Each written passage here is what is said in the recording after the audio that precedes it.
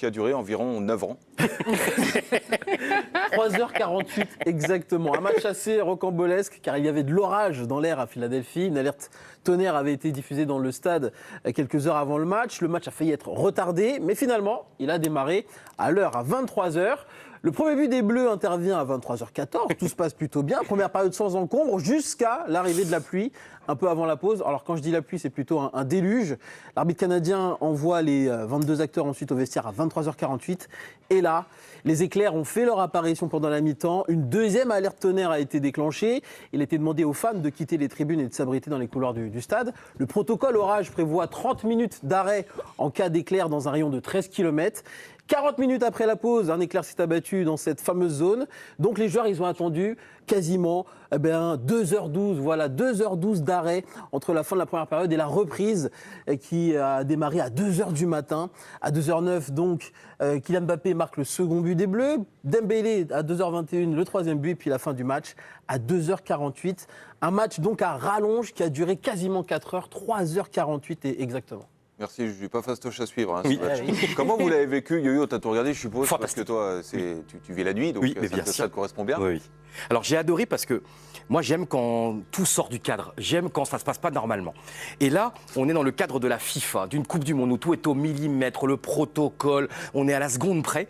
Et tu vois, tout est prévu. Et moi, ce que j'adore, et là, tout a volé en éclats. Tout a volé en éclats. Et donc, moi, j'ai suivi le match, évidemment, sur M6. Et j'ai adoré, il y a un mois, Virginie Saint-Sylvie, on lui pose 500 000 questions. Alors, Virginie, vous avez des nouvelles et tout. Et elle dit, mais on peut rien, c'est Dame Nature. Virginie Saint-Sylvie, c'est l'envoyé spécial d'M6 qui était au bord du terrain et tout. Elle dit, mais c'est la pluie, on n'y peut rien. Et moi, j'adore ça. Et j'avais même un plaisir secret. Je voulais que ça dure encore plus longtemps. Je voulais qu'il y ait encore un autre orage. Parce que moi, j'aime voir. Et Tu n'as pas regardé le match, finalement. mais si, et justement, et j'ai aimé, c'est que tu as vu, sans fin, tu quoi. peux tout prévoir. C'est ça, c'est une histoire. Tu peux tout prévoir. Tu peux tout. Et même Deschamps, à un moment donné, il a dit, de toute façon, ça change tous les 20 secondes ou tous les 30 secondes. Donc, je leur dis plus rien aux joueurs. Et là, finalement, tu te retrouves face à. T'as la superpuissance de la FIFA et d'une Coupe du Monde. Et bien là, finalement, c'est comme un match entre enfants. Tu sais, quand t'es petit, tu vas faire un match, tu sais pas quel temps il va faire. Et j'ai adoré ce côté un petit peu, le retour à l'amateur ou le retour un petit peu quand on est enfant. Et puis en même temps, ça veut dire que the show must go on. Et non, moi j'ai jamais aimé l'expression, tu vois, le spectacle doit toujours continuer. Et là, il y a un risque d'orage, il y a un risque d'éclair, il y a un risque de problème pour les gens. Et bien on arrête avec des règlements. Et moi j'aime quand le football et quand le sport s'arrête. Moi, je te cache pas que la remise à zéro du compte à rebours avec un éclair toutes les 15 minutes, si jamais il y en a un à moins de 13 km, moi, ça m'a achevé. Hein. Oui, mais au moins, il y a la sécurité, Pierre, avant tout. Ah ben oui, bien sûr. On prend de risques avec personne. Il y a un truc que j'ai aimé également, c'est que toi, M6 qui a dépensé des milliards, ce que j'ai aimé, c'est que parfois, on leur donnait aux envoyés spéciaux le micro, tu sais, ils avaient leur téléphone. C'est-à-dire que ce que j'ai adoré, c'était aussi le retour un petit peu à une ancienne télé, le retour à une télé aussi. Et sur le match, le son de la voix. le match, sinon Ah, pardon, mais je ne savais pas qu'il fallait parler du match. un petit peu quand même. Moi, je pensais qu'il fallait T'es en parler. train de me parler de tout sauf du match. Non, mais évidemment que le match, on l'a adoré, mais on a une équipe de France encore absolument. Et moi, je pensais qu'il fallait parler de comment on a vécu le fait que ça a donné des plombes. Oui, c'est un peu ça. Mais tu as parlé du protocole Yo-Yo, on va revenir encore dessus, même si je l'ai développé en début d'émission. Quand il y a un éclair dans un rayon de 13 km, la rencontre, elle est immédiatement suspendue. Le compte à rebours de 30 minutes est déclenché ensuite. Si pas d'éclair, le match reprend. Si éclair, le chrono, il est remis à zéro. Donc, il y en a eu plusieurs pendant la mi-temps de ce match rocambolesque. Héloïse, est-ce que tu as pu le regarder normalement, ce match? Mais vous le savez que je ne l'ai pas regardé normalement, je vous l'avais annoncé hier. Non, moi je vous avais dit que j'irais me coucher de toute façon parce que je suis à la radio le matin, donc ça n'aurait pas été raisonnable pour moi. Donc j'ai essayé de ne pas être spoilée et de voir le match ce matin à 5h30 du matin. Ça a évidemment pas fonctionné. Bien sûr. J'ai été spoilée et donc du coup j'ai regardé le match avec j'avais plus l'adrénaline que vous aviez, j'avais pas le suspense que vous aviez, ce qui fait que j'ai pu me concentrer seulement sur le football, sur l'analyse et du coup j'avais vraiment un regard tout autre. Donc, et puis moi, c'est passé beaucoup plus vite parce que du coup, le replay, c'est comme un match normal. Hein. Bien sûr. Pourquoi tout le monde parle de ce qui s'est passé? Je comprends pas, le match, il est très bien. Donc non, moi, j'ai pas senti de grosse différence. Et du coup, moi qui l'ai vu en replay, et ben en fait, dans le jeu, ça se ressent pas tant que ça. Que ce soit pour les Bleus ou les Irakiens, il n'y a pas une grosse différence quand ils rentrent en jeu 2 heures après. Donc moi, ça m'a pas semblé énormément choquant. Je sais que vous avez attendu des heures. Ali, toi, est-ce que tu as dormi? Moi, tu vas rire, mais la seule chose dont je me souviens, c'est le blackout au moment où je vois Kiki et les gars qui reviennent dans le couloir. Tu sais, après les 2 heures, je vois qu'il est 2 heures du matin, je dis Et là, c'est le seul truc dont je me souviens. Attendu.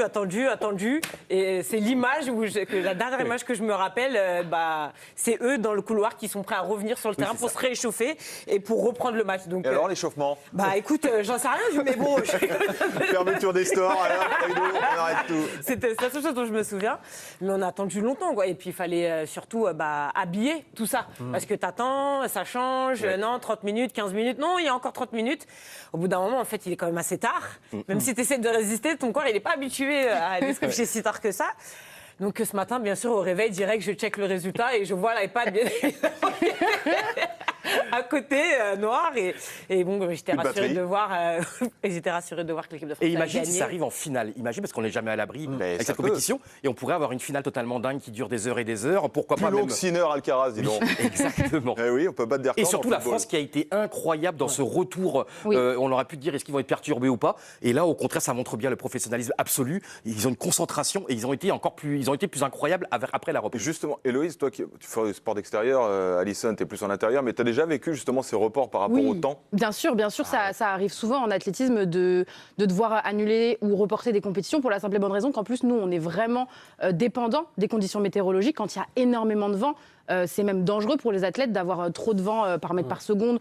Ça sert à rien de courir dans des conditions où même les courses ne seront même pas homologuées. Ouais. Donc, et quand la pluie, elle est torrentielle, eh bien la piste, parfois, elle n'est pas forcément... En fait, on demande à ce que la piste, elle soit perméable.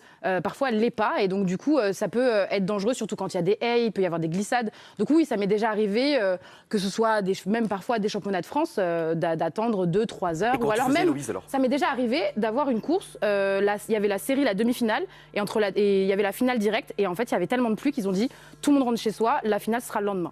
Oh la vache. Ouais. Alors les Bleus, qu'est-ce qu'ils ont fait durant cette interruption de 2h12? Didier Deschamps est revenu sur ce cas de figure très particulier après la rencontre. Écoutez-le. On a joué aux cartes. Non, on attendait puisque on avait des créneaux et puis sans arrêt ils étaient repoussés. C'est la première fois que ça m'arrive, j'espère que c'est la dernière pour les joueurs aussi, mais bon, on sait que ce risque-là ici est présent, donc c'était long entre le début et la fin du match, forcément. D'autant plus qu'on enchaîne dans 4 jours, mais l'essentiel est fait avec ces 6 points et la qualification pour la suite. Mais physiquement, Ali, ça doit être pénible et compliqué pour un athlète de devoir s'y remettre au bout d'une demi-heure. Après, on te dit, non, finalement, tu vas encore attendre et de repartir une nouvelle fois. Bon, les Bleus, ils ont fait le boulot en seconde période, mais physiquement, ça doit être compliqué. Tu penses que c'est quoi le plus dur? C'est d'attendre ou tu penses que c'est aller très échauffé? Je pense que c'est d'attendre le plus dur, de tuer le temps. Non, c'est le contraire. d'aller très Tu dis échauffé. n'importe quoi, Julien. Moi, je n'ai pas été sportif. De très échauffé, de remettre la machine en route et même de refaire monter l'adrénaline, le tout. Hyper compliqué. L'échauffement, c'est ce qu'on déteste tous le plus au monde. Si on pouvait rentrer sur le terrain et jouer direct, on le ferait. Donc, Surtout passé 27 ans. Ouais. Non, Dès mais que le corps il est un peu amoché, c'est compliqué. C'est ça le plus compliqué, de dire réchauffer, c'est Mais relou, ça prend la tête. Et puis l'influx nerveux aussi. ouais, c'est ça exactement. T'es monté tellement haut, Ouais. tu redescends tellement bas, et après il faut que tu relances tout ça, donc c'est pas simple. Et Alison, savoir aussi, mais c'est très bête, mais ce qu'on mange. Parce que là, il y a quand même une pause Ça, c'est qui une a vraie duré 2 question. heures. Mais ça m'étonne que mais tu ça sois va, pas les qui la bananes.